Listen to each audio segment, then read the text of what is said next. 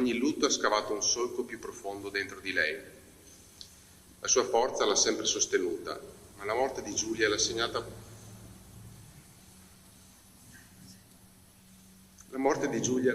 profondamente, lasciandola senza più appigli. Aveva smesso di crederci, voleva mollare tutto.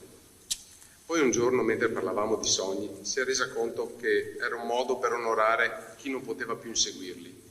E ho visto tornare una lieve luce nei suoi occhi.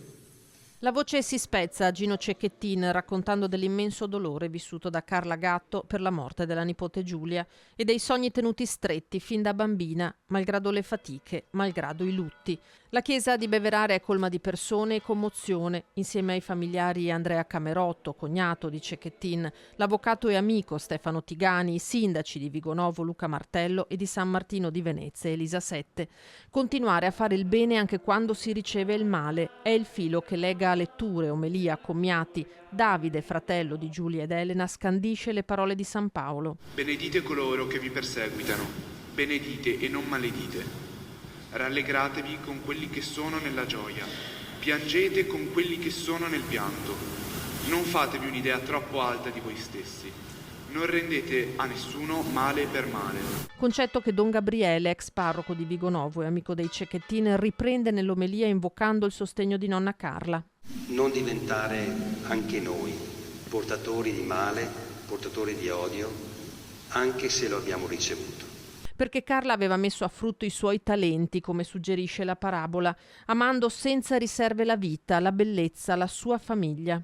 Come parlava dei suoi nipoti, come parlava di loro e quanto le ha spezzato il cuore la partenza di uno di loro, della Giulia. Lei, che una vita non facile, non era riuscita fino a quel momento a piegare. Sei sempre stata forte e battagliera, mai stanca, non ti fermavi mai. A volte mi chiedevo come facesti a fare tutto ciò. Eri la mia roccia, il mio rifugio, la mia maestra di vita.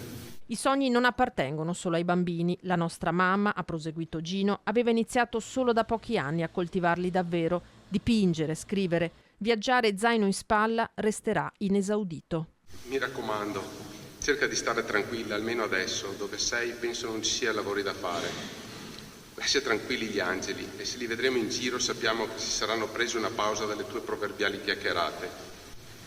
Oggi non voglio chiedermi perché ci sei stata tolta, ma voglio ringraziarti di esserci stata, sempre, la mia mamma, la nostra mamma. Non so come hai fatto, tu che hai sempre vissuto nel deserto, ad essere un'oasi per chi avevi vicino. Quando Monica ci ha lasciato, Elena ha detto, è con il nonno Alfredo. Ora sei con loro e con Giulia e ci fate sentire un po' soli. Ma sappiamo dove trovarvi e quando abbiamo bisogno di voi il cuore ci viene in aiuto. Sappiamo che il tuo abbraccio continuerà a proteggerci, invisibile ma eterno dentro di noi. Ti amo, mamma.